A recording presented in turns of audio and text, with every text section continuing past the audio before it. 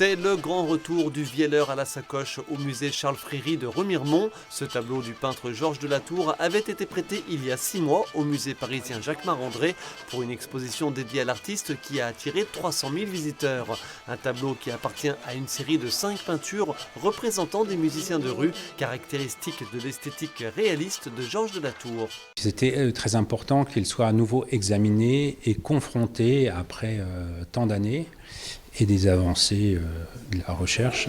Le grand problème, c'est l'atelier. Quelles sont les œuvres qui sont vraiment de la main de l'atelier? Il n'y en a qu'un petit nombre qui sont signées. Il y a eu un certain nombre de copies à travers les siècles, de certains nombres d'œuvres. Ça n'a pas été toujours facile de pouvoir trancher avec une absolue certitude. À ce jour, une quarantaine d'œuvres ont été reconnues de la main de Georges Delatour, né à Vic-sur-Seille en Moselle. L'attribution d'un tableau jusqu'ici considéré comme espagnol est actuellement débattue puisqu'il présentait des traits liés au peintre vosgien. Affaire à suivre.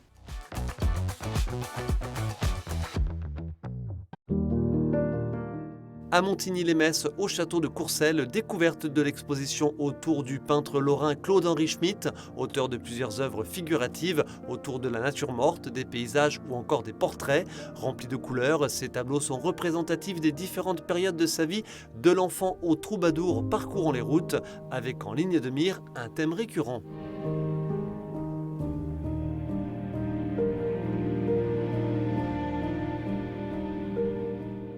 Le thème de la frontière, c'est un thème qu'on peut prendre au sens propre, puisque mon père était vraiment un enfant de la frontière, quelqu'un qui a grandi entre la culture germanique et la culture latine, quelqu'un dont la langue maternelle était non pas le français, mais le francique mosellan, un dialecte allemand.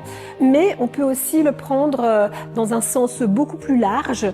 Par exemple, ici, avec les maîtres qui l'ont inspiré, c'est quelqu'un qui n'a pas hésité à apprendre ce qui l'intéressait, à franchir les frontières dans tous les sens. Après avoir été inspiré par des artistes tels que Bacon, Braque ou Matisse, son envie de recherche et de technique l'ont amené à traverser les frontières des styles artistiques mais aussi des époques. Une exposition à retrouver jusqu'au 29 mars au château de Courcelles à Montigny-lès-Metz. 6 chorales intergénérationnelles ont vu le jour à Troyes, Bouilly, Crenay près Troyes, Saint-André-les-Vergers, Sainte-Savine et Lusigny-sur-Barse.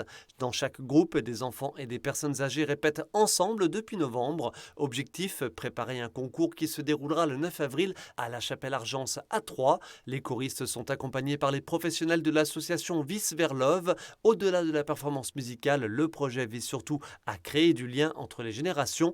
Pour les résidents, ces rencontres permettent de s'ouvrir vers l'extérieur, de partager des souvenirs et de retrouver confiance en eux. C'est enrichissant de connaître la vie des personnes âgées quand ils étaient enfants. Les personnes âgées n'ont plus de filtre, comme certains enfants peuvent ne plus en avoir également. Et donc ils se retrouvent un petit peu sur ce terrain-là. On s'amuse, les gamins ils s'amusent, ils rigolent, et moi j'ai fait rire. Voilà. Quand on est arrivé la première fois, on n'était pas tous trop à l'aise, mais après ça allait parce qu'ils sont très gentils. D'avoir des jeunes avec nous, ça nous motive. Le 9 avril, 250 à 300 choristes monteront sur scène devant un jury. Chaque chorale interprétera un morceau avec un final commun, la chanson « On va s'aimer » de Gilbert Montagnier.